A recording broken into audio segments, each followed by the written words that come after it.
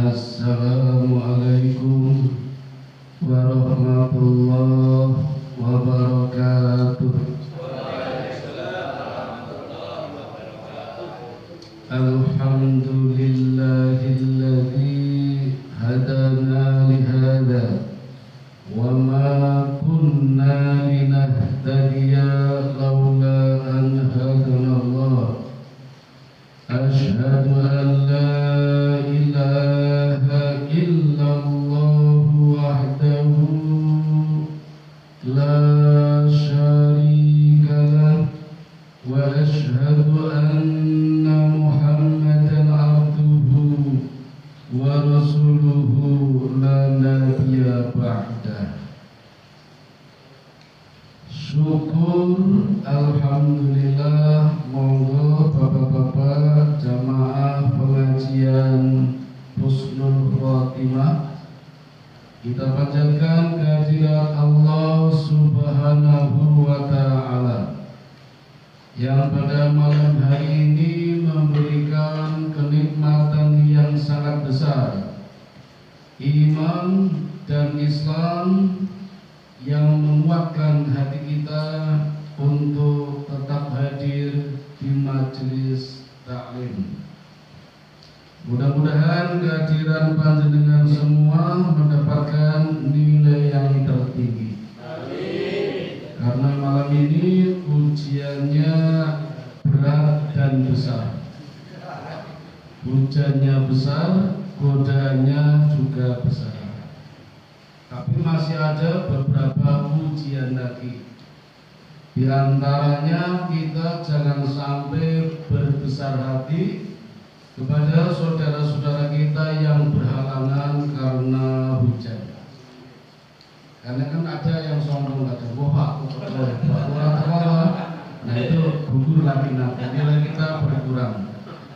Karena kita hadir di sini di saat hujan pun karena hidayah Allah. Tapi bukan berarti yang tidak datang juga tidak dapat hidayah karena berhalangan.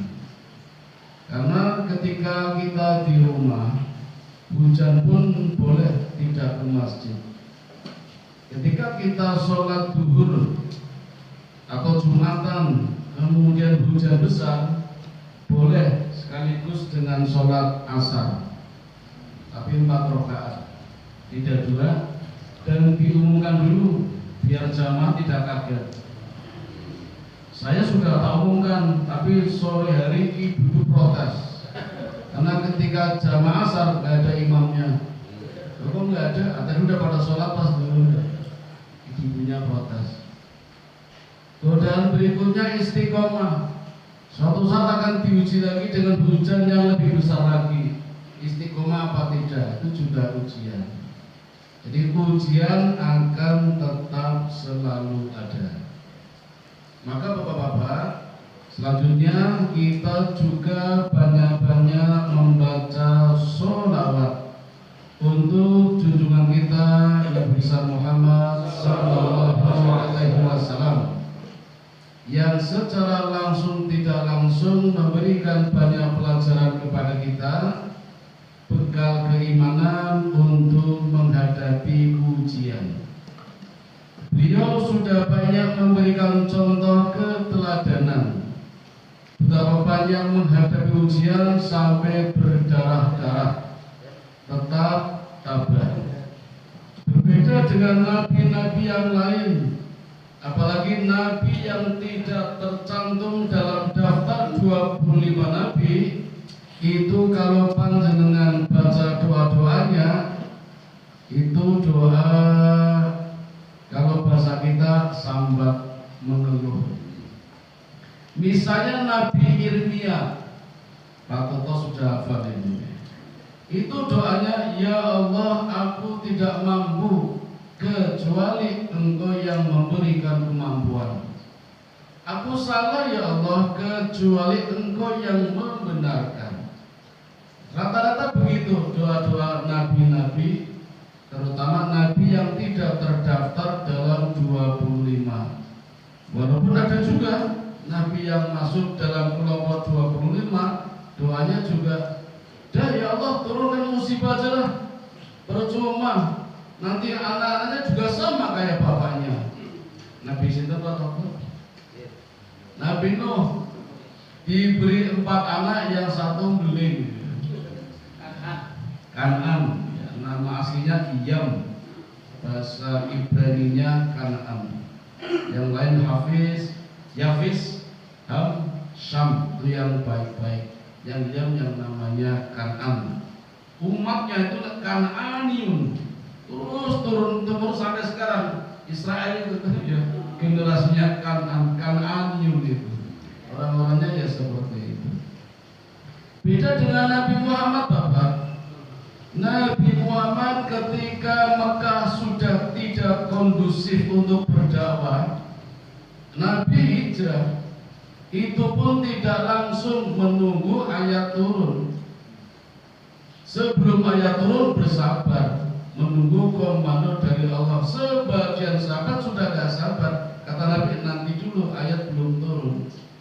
Rumah disita, digusur, barang harta kekayaan dirampas, Rasul diusir-usir. Kurang apa coba? Andaikan kita hidup di Karangbaru kemudian diusir-usir, tentu ucapannya beda dengan ucapan Nabi. Lendungan apa ngundang polisi? Nabi tidak. Nabi hijrah, dan harapan satu-satunya adalah negeri Taif. Tetapi apa yang terjadi? Sampai di sana tidak disambut, malah disambit dengan batu, dilempari sampai berdarah-darah. Gunung Uhud menawarkan, ya Rasul, aku siap menjatuhkan diriku pada negeri Taif biar mampu semua. Kata Nabi, jangan. Mereka berbuat seperti itu karena tidak tahu. Coba kalau tahu tentu tidak akan seperti itu. 50 jin datang, Pak. Ya Rasulullah, dakwah kepadaku saja, aku siap menjadi orang muslim. 50 jin. Kalau Taif tidak mau masuk Islam, aku saja ya Rasul, kami pasukan jin siap masuk Islam. Sampai gak ada yang mau didakwai, jin menawarkan diri. Ini mungkin kalau nggak ada yang ngaji, jin saya siap ngaji. Sampai bunga-bunga ikut mendengarkan. Ustaznya kaget tuh. Kalau suaranya orang ngomongin. Tapi ada Pak di sekitar sini, pun orang Saudi. Jadi kalau Nabi berdarah-darah, kita belum apa-apa, baru kena air kehujanan, perbandingannya jauh sekali. Ya lumayanlah 1%. Tapi itulah umatnya Nabi. Jadi kalau ada umat Nabi sakti, kena hujan tidak apa-apa, tidak riang, ya wajar sih kalau riang. Tapi dilempari sampai enggak berdarah-darah, itu bukan umatnya Kanjeng Nabi, umatnya limber. Jadi wajar.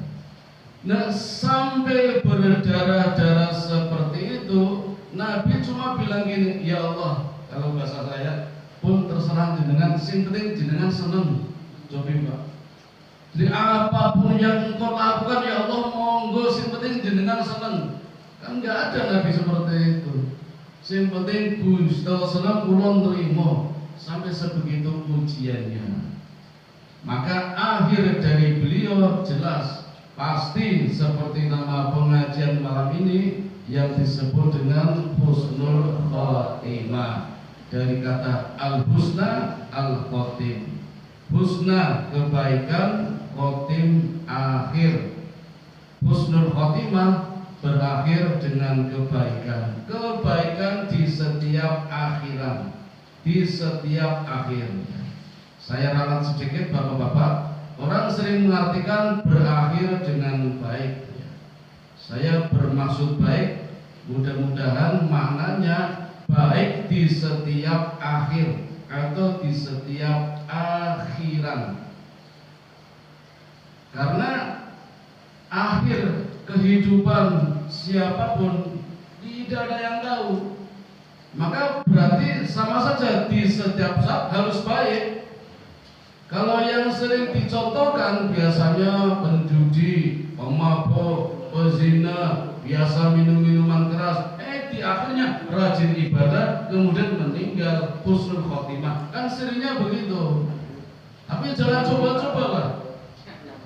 mumpung ada outlet 23. Yang penting nanti di akhir husnul khotimah harum karuan. Gak bisa direncanakan seperti itu kan takdir Allah. Ada wanita berzina hanya gara-gara memberikan minum anjing yang kehausan masuk surga husnul khotimah. Terus dong melu-melu tuh menjadi aktivis pasar kembang. Karuan kisahnya hanya satu, itu nggak bisa ditiru. Kehendak Allah itu untuk memotivasi biar tidak kecil hati. Sebaliknya ada wanita ahli ibadah hanya mainan kucing, kucingnya terjerat kemudian mati masuk neraka. Bagaimana kalau tidak sengaja? Itu kisah supaya hati-hati. Maka terjemahan yang bijaksana husnul khotimah artinya baik di setiap akhir. Artinya setiap saat kita harus baik. Apalagi bapak-bapak, kita hidup di 7 alam. Kita sudah melewati alam azaliyah, alam ruh, alam kandungan. Sekarang alam yang keempat, alam dunia. Di dunia inilah mulai diperhitungkan amal-amal kita, kecuali yang sifatnya musayyar. Musayyar itu sifatnya dependen, tergantung pada Allah. Apapun yang Allah berikan kepada kita, kita cuma diminta satu, bersyukur. Cukup itu aja. La in syakartum la azidannakum wala in kafartum inna adabi lasyadid. Barang siapa bersyukur atas pemberian Allah, ridho, qanaah, nerimo, pasti Allah akan menambah kenikmatannya. Tetapi kalau tidak, gresulo, sambat, mengeluh, justru azab yang akan diberikan kepada Allah. Tapi kadang-kala berat, mengucap alhamdulillah saja berat, bersyukur saja apa? Padahal musayyar itu Pak, itu tidak bernilai pahala dan dosa, dan tidak menyebabkan orang masuk surga dan neraka. Itu namanya musayyar. Contoh rambut kita Pak, mungkin berbeda dengan rambut tetangga. Ada yang lurus, ada yang keriting, ada yang pirang hiji maksudnya. Itu tidak menyebabkan orang masuk surga. Apalagi yang nggak punya rambut, gundul, apa masuk neraka? Belum tentu. Yang gondrong pun bisa juga masuk surga. Jadi nggak ada pengaruhnya terhadap surga dan neraka. Tidak ada pahala dan dosa. Itu namanya musayyar. Mata, meripat, pandangan kita juga musayyar. Ada yang dorok, coklat, biru, putih kayak kaum Hawariyun, matanya putih-putih. Kaum Nazaret matanya biru kayak Nabi Isa. Jadi kalau Nabi Isa matanya bukan biru, berarti bukan Nabi Isa. Nabi Isa KW2 aslinya biru. Ada yang hitam legam, ada yang sipit, ada yang melolok. Nanti orang terima dipasangnya celak. Tapi kalau celak memang sunnah. Jadi Rasul juga senang, biar penglihatannya tajam itu memang sunnah. Aslinya musayyar. Sing matanya sipit tidak ada jaminan masuk surga, yang matanya besar juga belum tentu masuk neraka, karena musayyar. Tidak ada pahala dan dosa. Tetapi ketika mata ini sehat, nah menyebabkan orang bisa masuk surga. Maksudnya matanya digunakan untuk membaca Quran. Nah, itu berarti mata yang sehat. Tapi kalau lihat film-filmnya Parno, wah itu tidak sehat. Dan itu nggak pandang siapapun. Ada loh ustadz itu matanya pecicilan ya Allah. Saya punya ustadz itu spesialis pengajian wanita, nggak punya jamaah perempuan. sekali datang mengisi pengajian dulu di pesantren kami, pondok pesantren Hidayatullah, itu ustadznya jadi ustadz tamu. Nah, baru tak protes di situ, marah-marah besar. Karena pengajiannya selalu wanita, pesantrennya selalu wanita. Jadi itu memang godaan yang sangat berat. Menjadi mata tidak sehat ketika disalahgunakan. Nah, itu sudah muhayyar. Ketika musayyar jadi muhayyar, bisa nambah pahala, bisa nambah dosa. Kalau pahala menyebabkan orang masuk surga, kalau dosa neraka. Jadi bentuk mata kita, warna mata kita itu musayyar. Tapi ketika digunakan baca Quran, surga, maksiat, neraka. Sehat tidak sehat, jadi muhayyar. Telinga kita, telinga manusia kan beda-beda, ono sing jeber, ono sing dipiping, ono sing kaku, mulane darane kuping, kaku terus dipiping.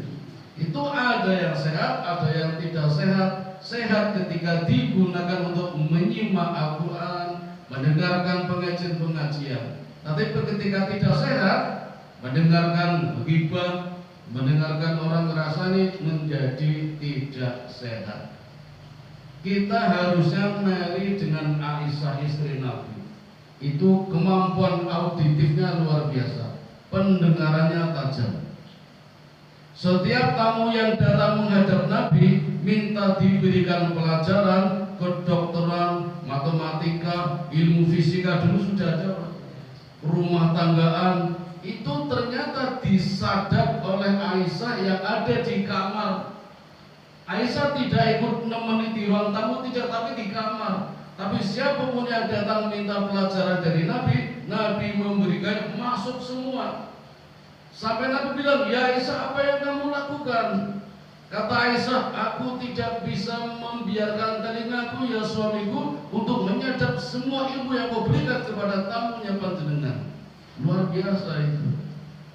Beda dengan di tempat kita, diberi pelajaran ngantuk, turu. Ini kan anak merasa nih, wah tajam sekali. Ghibah itu melek kuat itu. Di tempat kita banyak wanita-wanita seperti itu, sama artis-artis apel itu. Tapi kalau diberikan pelajaran tidak kuat. Aisyah ada orang hibah mental, nggak bisa itu. Justru yang masuk ilmunya. Maka sangat wajar Allah memberikan kelebihan. Rahasia kenapa Aisyah tidak diberikan putra, tidak punya anak, karena akan mendapatkan warisan ilmu dari Rasulullah, dari suaminya. Dan Aisyah wanita pertama yang paling banyak meriwayatkan hadis. Kalau dari perawi nomor 4 Bukhari, Muslim, Anas bin Malik, baru Aisyah meriwayatkan 2212 hadis. Meriwayatkan loh Pak, bukan cuma hafal. Kalau hafal saya baru satu. An-nadhafatu minal iman. Kebersihan sebagian dari kamu ngapal. Belum meriwayatkan. Itu Aisyah. Telinganya sehat. Tadinya musayyar bisa menjadi muhayyar, menyebabkan masuk surga karena telinganya sehat. Lisan kita juga begitu, musayyar, tidak ada pahala dosa, tidak menyebabkan neraka surga. Tetapi kalau sudah muhayyar, bagaimana penggunaannya menyebabkan dapat pahala atau tidak, masuk surga atau neraka. Itu namanya muhayyar. Dan seterusnya sampai bawah, termasuk tanggal lahir dan tanggal kematian itu musayyar. Ini yang kadang harus hati-hati ya. Karena kadang orang bilang, wah bagus ya meninggalnya hari Jumat itu. Nah, meninggalnya hari Jumat bagus itu. Berarti yang tidak Jumat tidak bagus. Fir'aun itu hari Jumat itu tenggelamnya. Namrud dibakar hari Jumat itu. Apa masuk surga? Ya tidak, padahal hari Jumat.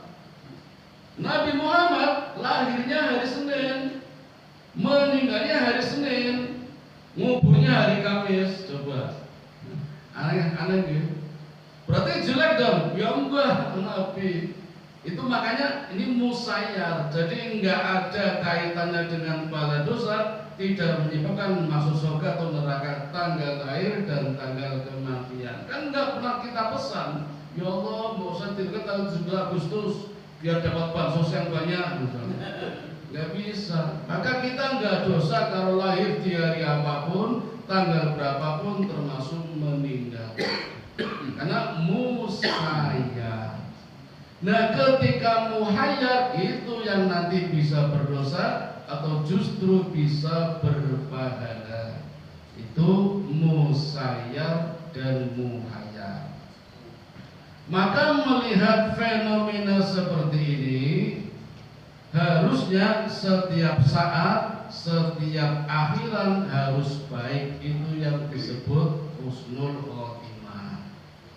Di dunia ini Bapak-bapak, yang mulai diperhitungkan mukhayyarnya itu ada fenomena angka 40. Maka rata-rata Rasul Nabi itu diangkat Allah di usia 40. Hanya beberapa saja yang usianya 30. Nabi Isa, Nabi Yeremia 20, Nabi Yahya sedang kecil, bayi itu sudah jadi nabi itu. Tapi enggak banyak, 1-2, rata-rata 40.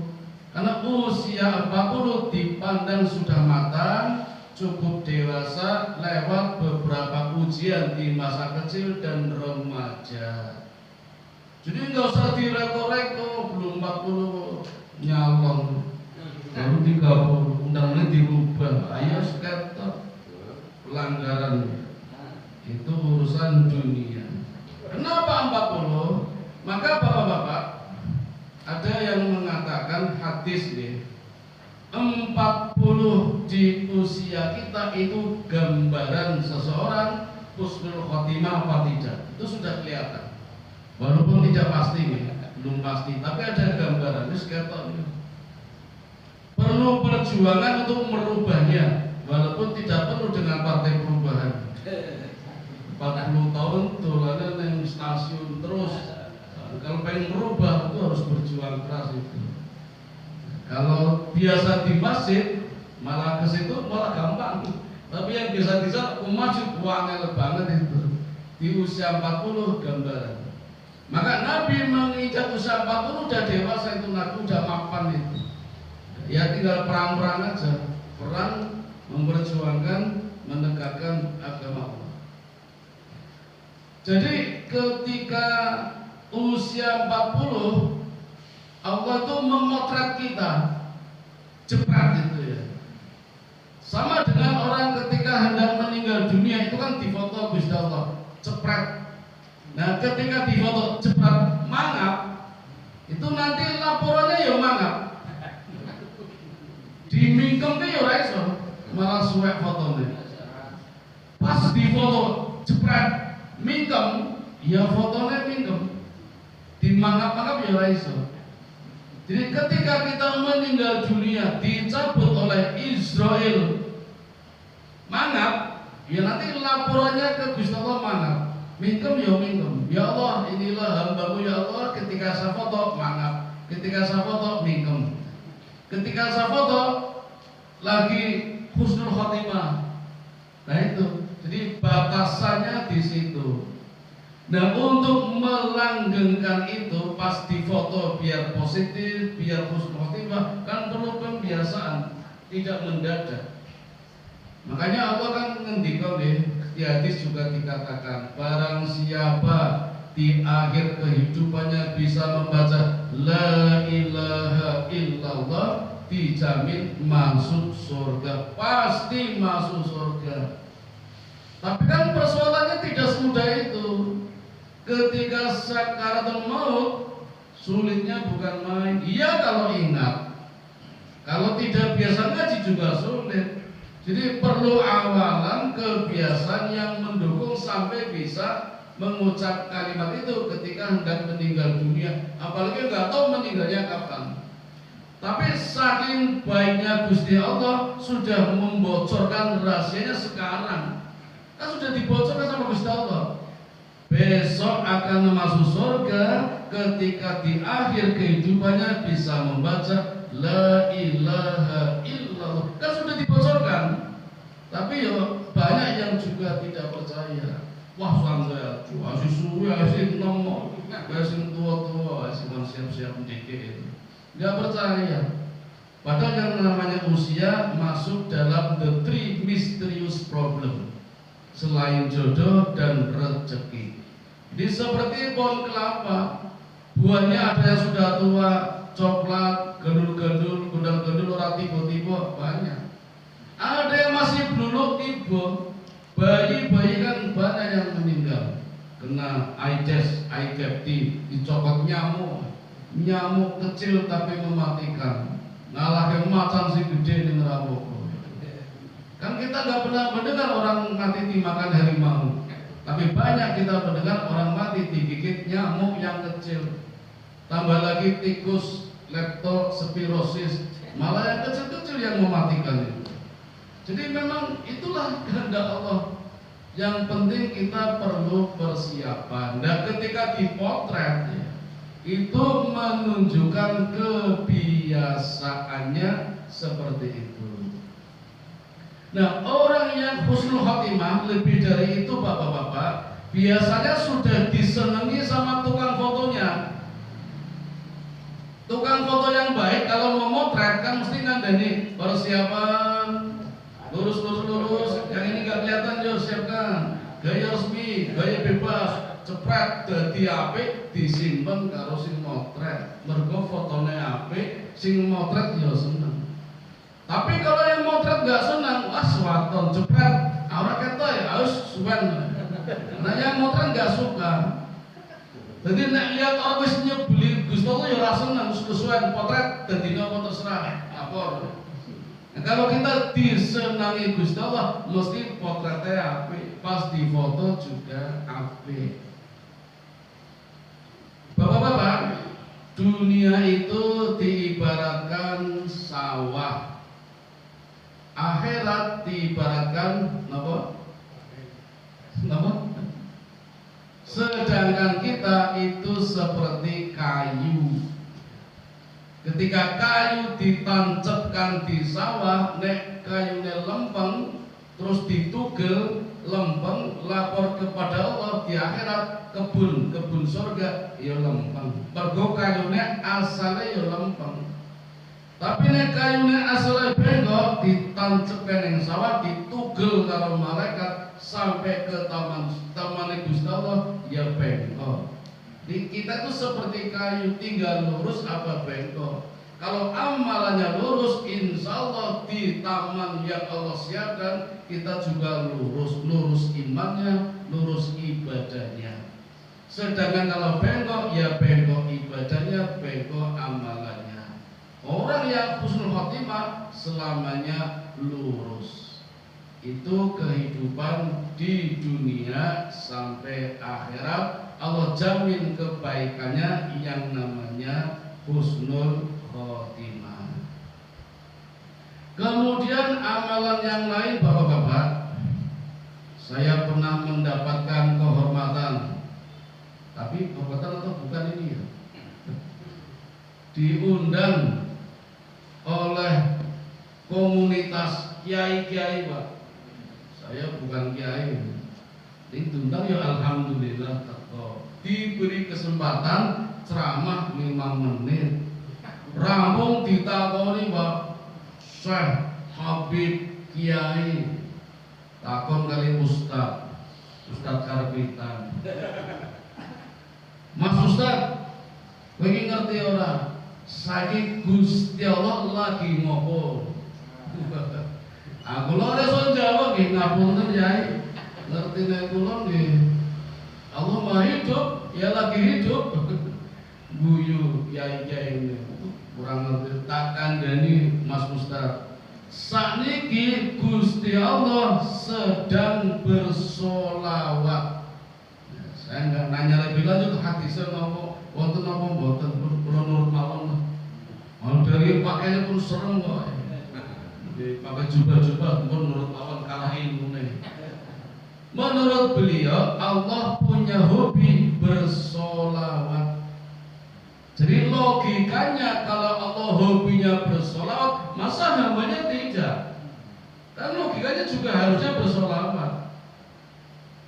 Kalau hobinya bersolawat, mesti solawatnya gak cuma sekali. Hobi kok mesti berkali-kali, sering.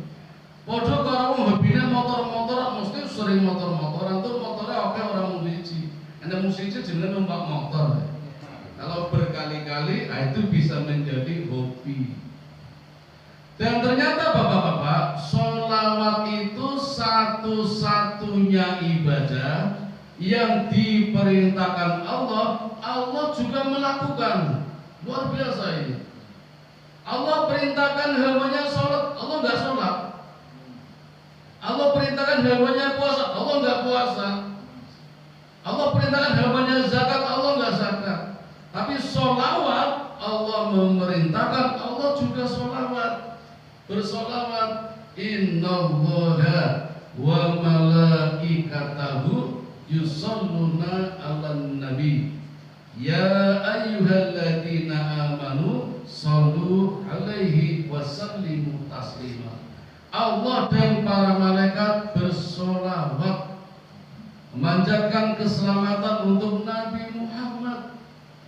Jadi kalau Allah saja bersolawat, para malaikat bersolawat, kita yang mengaku umatnya, umatnya Nabi Muhammad, apalagi Muhammadiyah, kan pengikut Nabi Muhammad. Kalau Aisyah pengikut Aisyah, kalau As-Safiyah pengikut As-Safiyah, kalau Mulyonoiyah. Jadi ya harusnya banyak-banyak sholawat, karena sholawat itu luar biasa bapak-bapak. Barang siapa bersolawat, Allah, Nabi kita akan memberikan syafaatnya. Syafaat itu kemudahan, keringanan, fasilitas, bantuan, bansos lah gitu, gampangannya bansos, baik di dunia maupun di akhirat. Kita kan tahunya di akhirat, di dunia saja berkat sholawat follower meningkat. Yang ramai di YouTube itu banyak kemudahan. Mari kita koreksi sama-sama bapak-bapak. Pas neng lampu bal coba bang terus yo. Nah ini sholawatnya kurang, tambahin gitu. Nanti coba jangan lampu merah ya, betul sholat 100, yakin burung 100 bisa hijau itu. Terus adem, coba nih berusul abang suyu banget, panas semua. Ini sholawat adem. Apalagi dibiasakan tiap hari, nanti insya Allah banyak kemudahan. Dan terus kan, sholawat terang, rampungan udah mulai.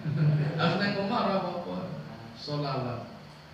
Berapa kali Nabi membaca, ini kaitannya dengan istighfar ya.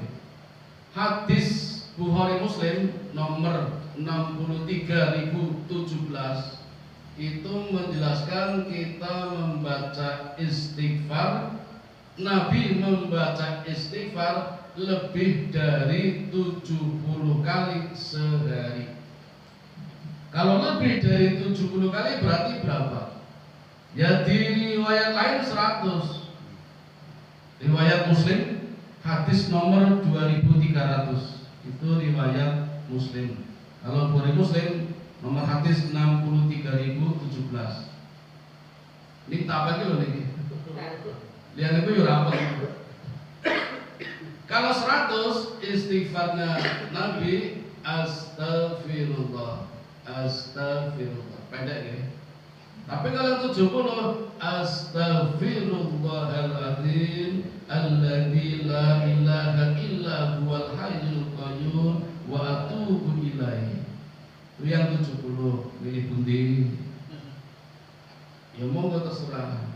Nah, yang belum tahu riwayatnya, yang dicicil apa borongan. Saya belum tahu riwayatnya. Tapi kebanyakan ustaz nek ora kuat dicicil ping 5 bar salat 20, jadi 5 kali salat 100. Ya utang nyicil gitu. Ngansur. Saya malah belum tahu riwayatnya. Tapi kalau mau dicoba ya borongan aja. Insya Allah turun tekan 100 pun ngantuk tuh. Ini barokah itu. Dikira orang yang sulit tidur, ragatnya oke, dada operasi loh itu. Dengan sholawat, wah ternyata mudah tidur. Luar biasa. Memberikan kemudahan, mengatasi berbagai macam. Jadi derajatnya sama Pak. Sholawat, istighfar, sama membaca Quran. Itu derajatnya sama.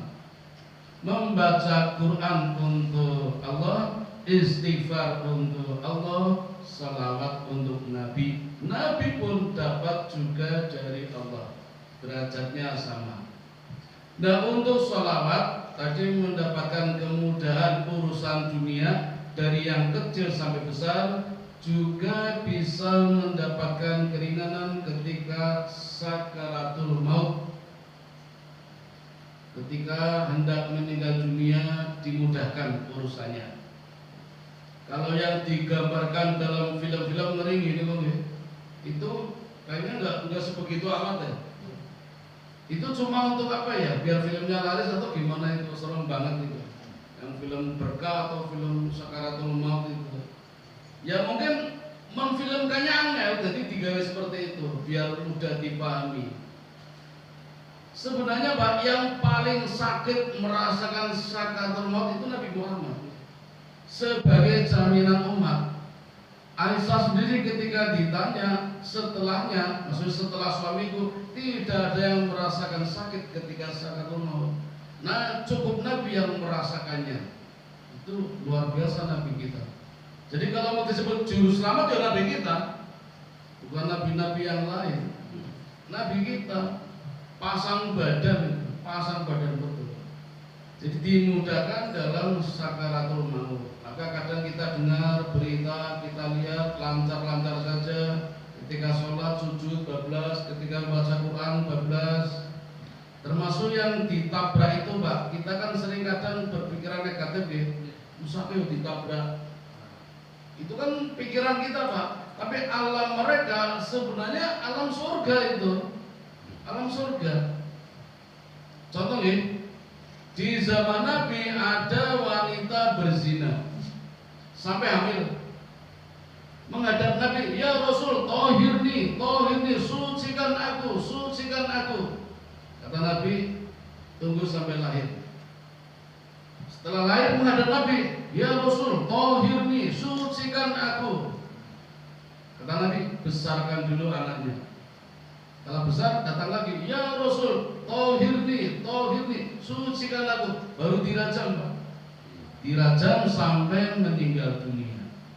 Darahnya muncrat-muncrat sampai ke jubahnya Abu Bakar, sampai jubahnya Umar, sampai para sahabat jijik. Umar nanti gini, sampai jijik itu.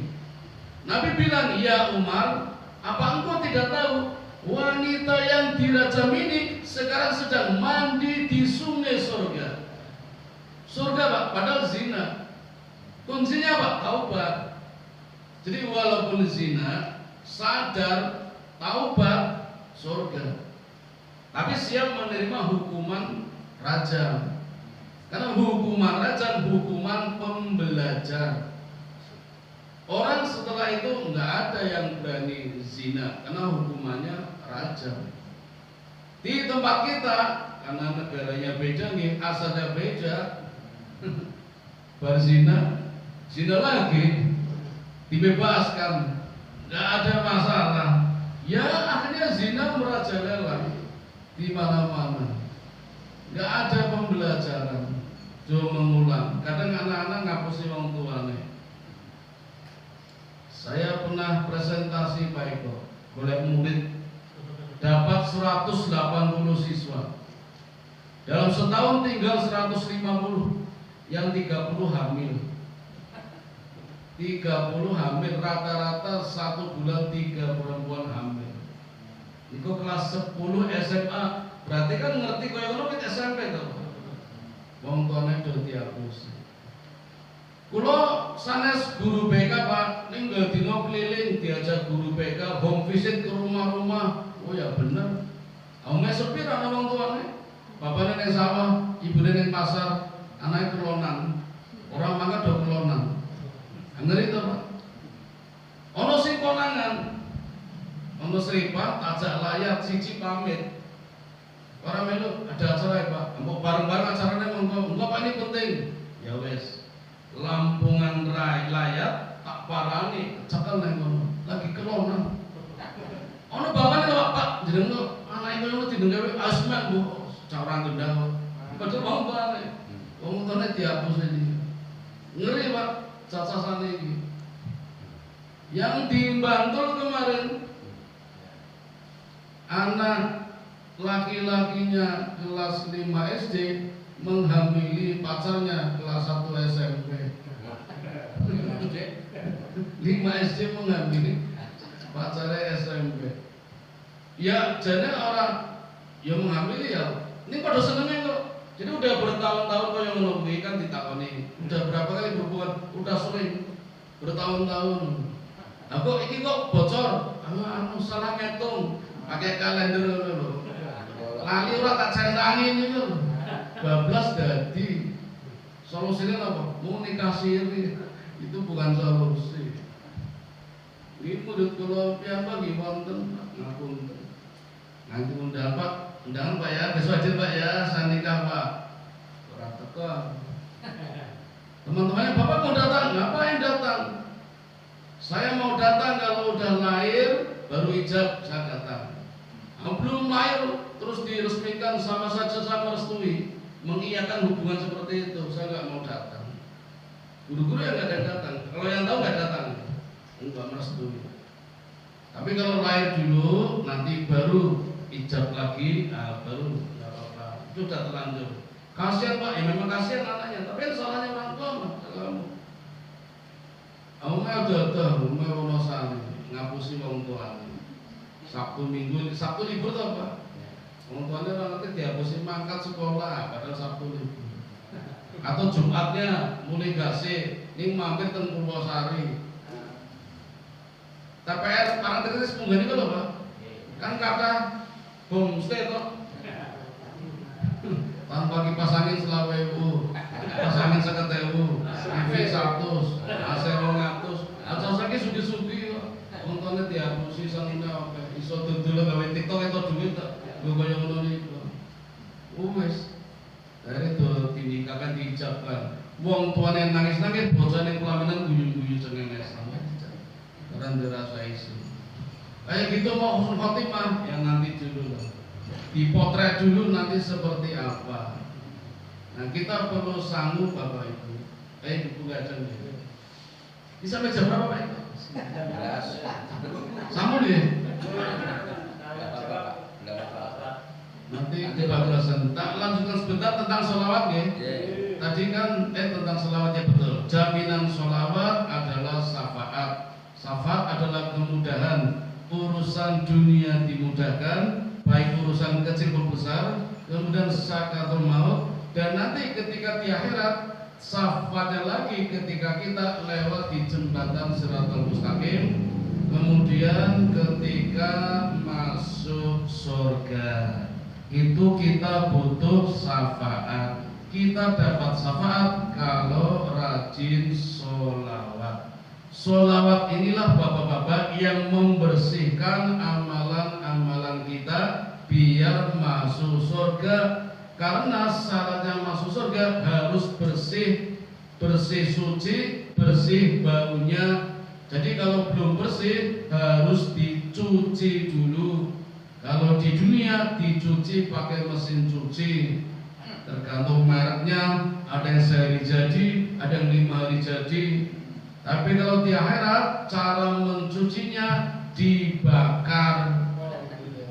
Karena kalau cuma dicuci baunya masih amis, orang yang berdosa baunya amis, itu hanya bisa dihilangkan dengan dibakar. Kalau cuma diberi parfum kalah parfumnya. Disemprot nganggo baikun ya tetap kalah, harus dibakar. Nah maka nanti kondisi orang dibakar macam-macam Pak, macam-macam. Kita nggak usah mikir berapa lamanya dibakar, nggak usah. Yang bakar sudah profesional. Ono sing langsung jadi mateng, ono sing 50 tahun.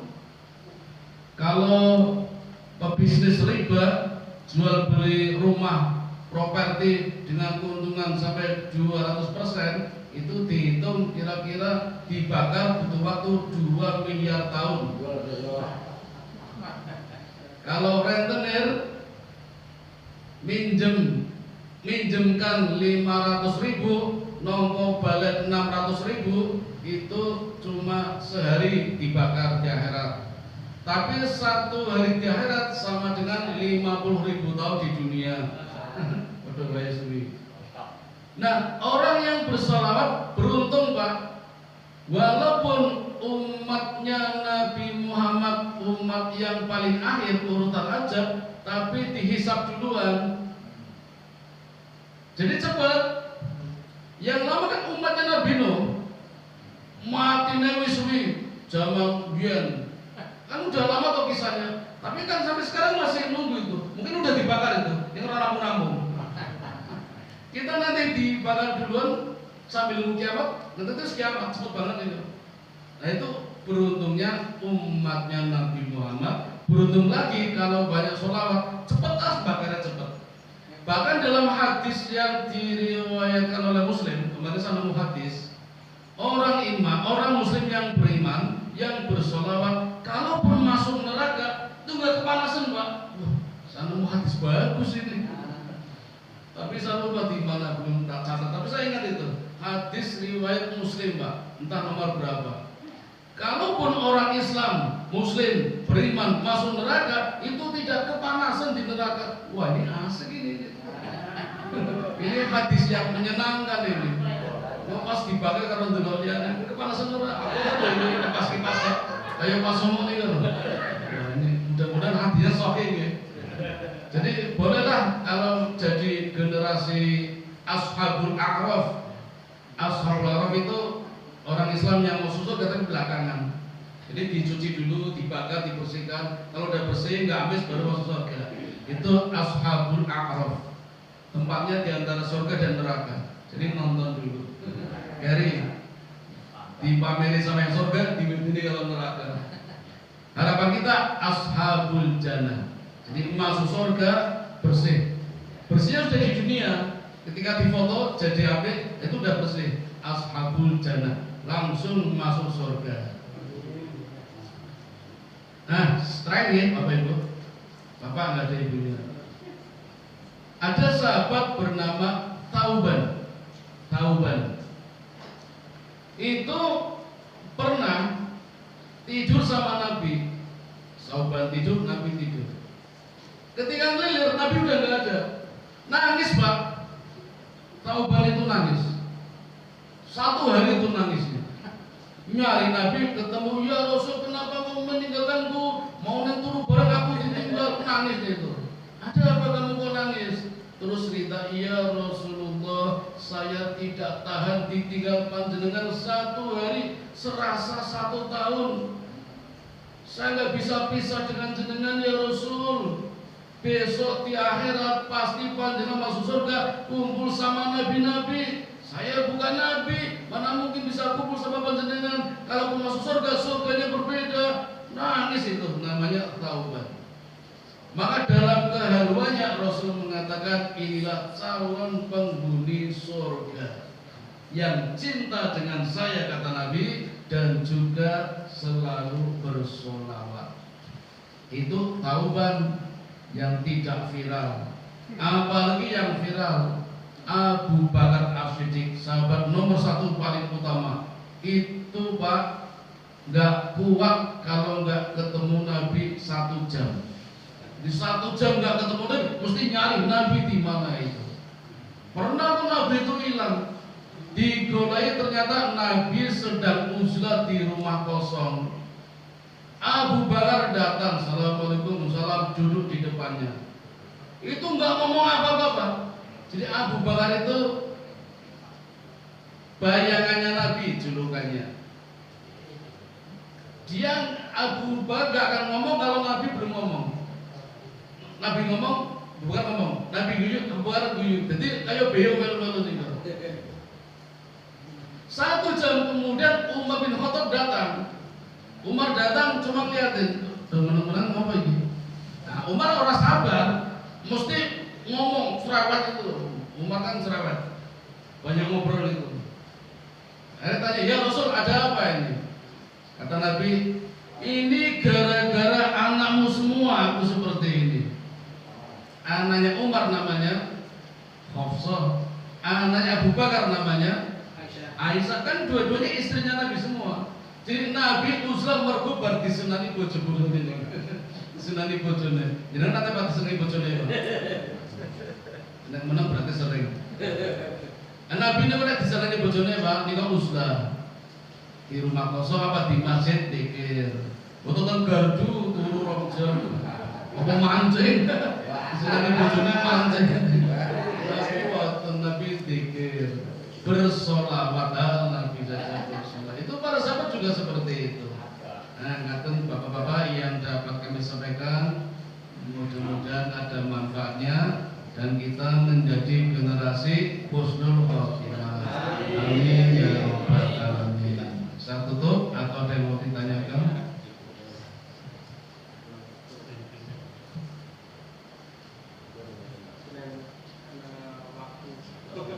Tutup ya. Assalamualaikum.